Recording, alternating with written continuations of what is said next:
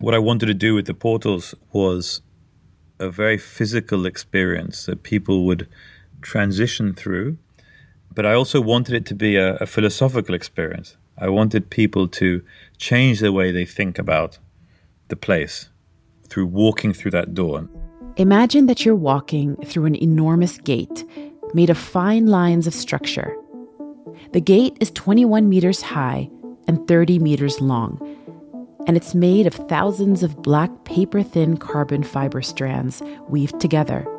It is as if you were walking through a 3D mashrabiyya, immersed in its light, shade, and airflow aesthetics. And as you walk away, the structure's colors turn translucent. This remarkable portal transfers you into a courtyard filled with trees. This is the main entrance to Expo 2020 Dubai. What will be the right entrance to enter the city of the future or the Expo of the future? It needs to have elements in the build and the design and the innovation that actually, it's like the book cover. The book cover tells you what's behind it. So we wanted to create this sense of arrival to enter the city. And what will be better than actually have massive doors to enter the city of the future and the Expo? This is Ahmed Al-Khatib, Expo 2020 Dubai's Chief Development and Delivery Officer. Ahmed oversaw the whole construction process of the Expo site, from when it was a master plan on paper. And the master plan always had the idea of a gateway that is like no other, a portal to another world. The 3 portals at the tip of the 3 districts of Expo are identical, to give visitors entering from either side a similar experience, but also for visitors to leave the site at the same high note as they entered. We started to look at the kind of ancient cities in the region, and the feeling that to enter the Medina would need a gateway with a feeling of real threshold, a feeling of transformation. When you arrive, you become aware of it. When you walk through it, you feel transformed. This is Asif Khan, a British designer and architect. Asif is the mastermind behind Expo 2020 Dubai's public realm and entry portals. 3 giant gates, each leading to one of Expo's 3 main districts: opportunity, sustainability, and mobility. Today we will come closer to the ethereal entry portals of Expo 2020 Dubai and how they were brought to life. I'm Noon Saleh, and this is Inside Expo, an official podcast of Expo 2020 Dubai, where history is being made.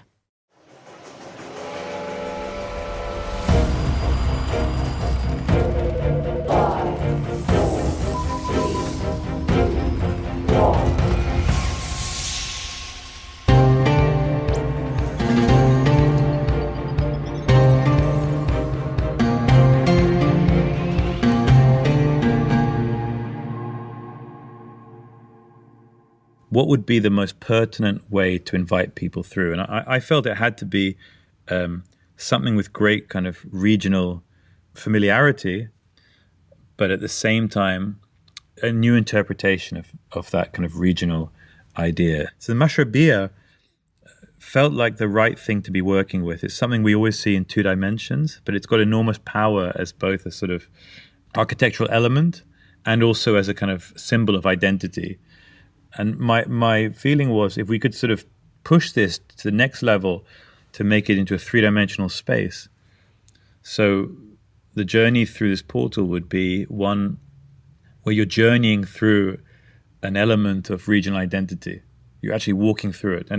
But the trick was to make it from a material that it's never been made from before. And from here, Asif landed the idea of using carbon fiber. With the help of extraordinary engineers and manufacturers, he devised a technique where thousands of carbon fiber strings were meshed together in a 3D weaving process. Carbon fiber is a light, thin material composed mainly of carbon atoms, while sustaining great strength and high tolerance to heat and chemical reactions. And because of its light weight and flexibility, it's typically used in industries like aerospace and race cars. Those properties also made it just the right fit for Asif's creative ambition. This is a very lightweight material, which means architecturally, if you use it, it allows you to do things that buildings should not be able to do. Like it allows you to make things feel like they're floating. Even though they're incredibly thin, they feel that they can support themselves. So that's the way we work with this material. We made a mashrabiyah using robotic winding technology. The mashrabiyah is a traditional Arab architectural element typically made of wood and used as windows to control the amount of sunlight and maintain airflow. They also cast a charming, ever-changing composition of light and shade throughout the day, just like Expo's entry portals do. Those mashrabiyah-like portals are 21 meters high, so taller than a 6-story building. And they span 30 meters long without any additional support. The portals lead to tree-filled arrival courts that have been meticulously composed. They lead you to the public realm, the main space of Expo 2020 Dubai, also designed by Khan. The design of the public realm interweaves landscaping, water features, especially designed benches, and meaningful lines on the ground. And those details are in the public realm based on a clear vision in Asif's mind. To bring a sense of soul to the public realm, and for visitors to be able to come to a place that gave them new insight into local history, local ways of thinking, but also how Dubai as a kind of connector between different places. Dubai as al-wasl, Dubai is the conduit of cultures and ideas. And the gigantic portals also have doors. Each is 10.5 meters wide. The doors of the portals, and of course they have doors because gateways to cities always had doors. These doors are opened every morning at 9 a.m. And if you're lucky to be there, you'll see, I think, a sight that is very rare to have today, where something of such a scale, such a kind of majestic appearance and size is moved by human power. The doors are opened every morning, closed at night, then opened again the next day. And they were installed in the huge gates for a very specific purpose.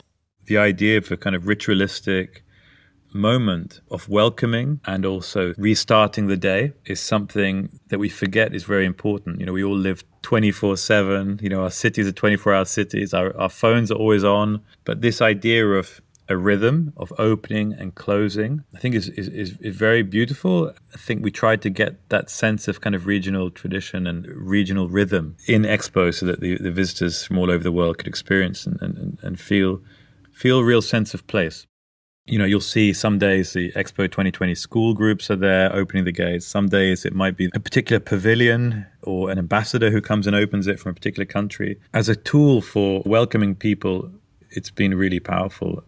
But the journey to produce something of that size, something that revolutionary, could not have been a walk in the park. This was probably like the second or the third trial or idea for that entry portals. We actually had like 2 different designs for the entry experience to the Expo before reaching to actually an entry gate of that size. And this journey took many years. Let me take you back to 2016. I'm in the room presenting this idea for the whole public realm to Her Excellency Reem Al Hashmi. We've told the story of the different materials, the way you enter in, the different plants you'll experience, the water features, the texture of the paving, what it feels like to be there for one day at Expo. We could already imagine, an Expo team could imagine how we would build those things. And even though they're very large, we could put all the pieces together already. And in certain things, such as the portals, they were at that stage really embryonic. They were dreams, they were ideas. Could we make this? We think it's possible from carbon fiber. We think we can get this thin. This is what we think it could look like. But we needed the go-ahead to embark on a process for those more complex items. And that was a process of R&D, research and development, of prototyping, of mock-ups, of collaboration with engineers. And so that process began in 2016. It's very rare in an architect's life when you find yourself in front of people with an equal capacity to dream. And I found myself one day in 2016 in a room with Her Excellency Reem Al Hashmi. It was the first time I met her. And the energy in that room was electric. Very few words were said, but I think there was a sort of pact at that moment that we as a collective of dreamers would put all of our forces and all our energies into making the impossible possible. We'd make these things, we'd make this portal, we'd make this public realm come to life. We put every ounce of energy into doing so. The challenge was the production of those portals. It needed a lot of facility and a lot of equipments to build it of this size and within the time frame.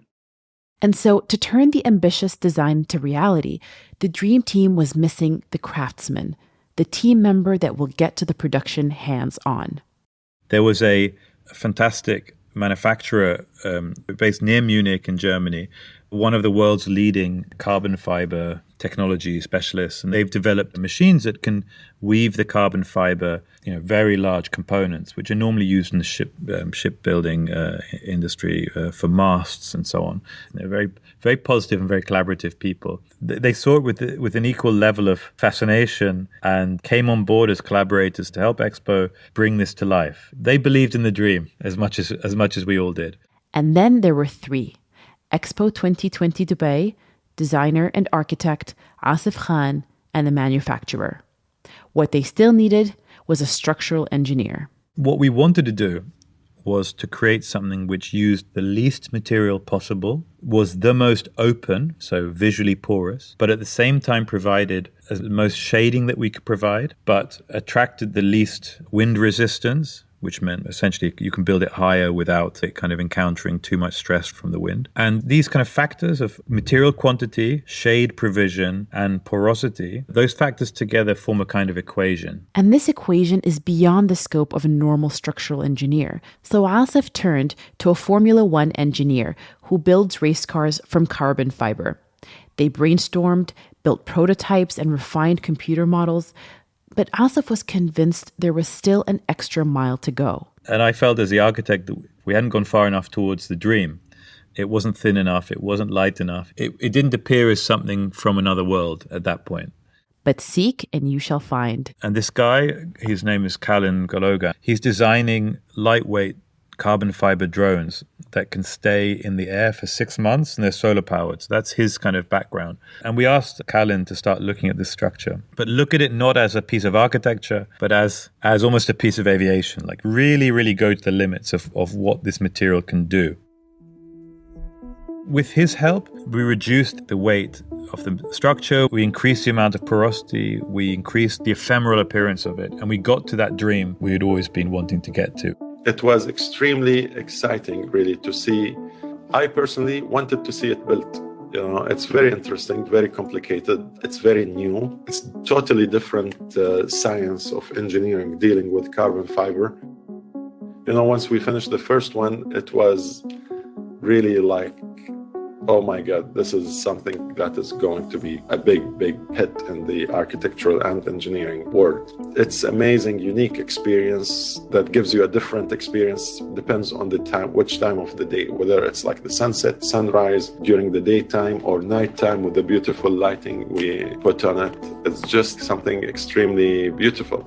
The work on the portals took about 2 years between the research, developing models and refining prototypes until the final manufacturing stage. We had to do a lot of different trials, a lot of different patterns to ensure that those portals actually will be able to stand the weather in UAE. We built a real size section in Germany. We left it there until a massive storm hit in Germany, actually. We had to do some changes after, of course, the storm.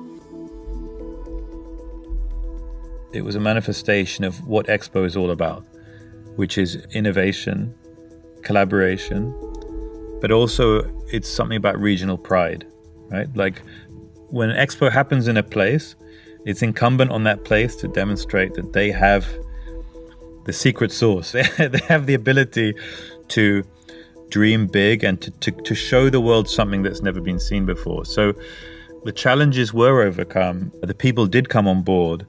The collaboration did succeed. The portals were designed and built to set the ground for the Expo experience. It's the first thing you see from afar and the first bit of Expo that you come across. But that's not all. As a supervising engineer, Ahmed Al-Khatib had another function in mind. We actually looked at how we can make the arrival experience more and more cozy. It's more of like arrival plaza in a very contained area that is landscape, that you have the full services around you. You can even buy coffee and sit down before you decide to enter.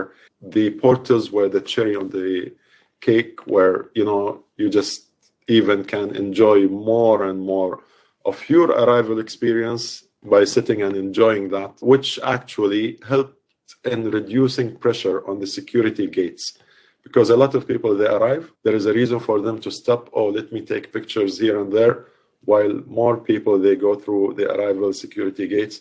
So it worked really amazing in terms of a full, seamless experience for the visitors, because it was more of a welcoming experience, holding area, without actually feeling that you need to stop here.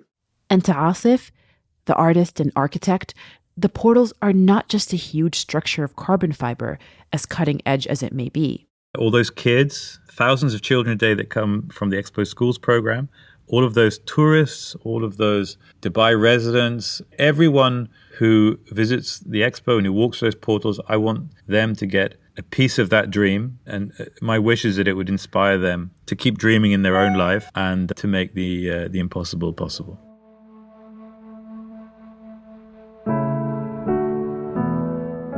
All of us are going through life on a journey.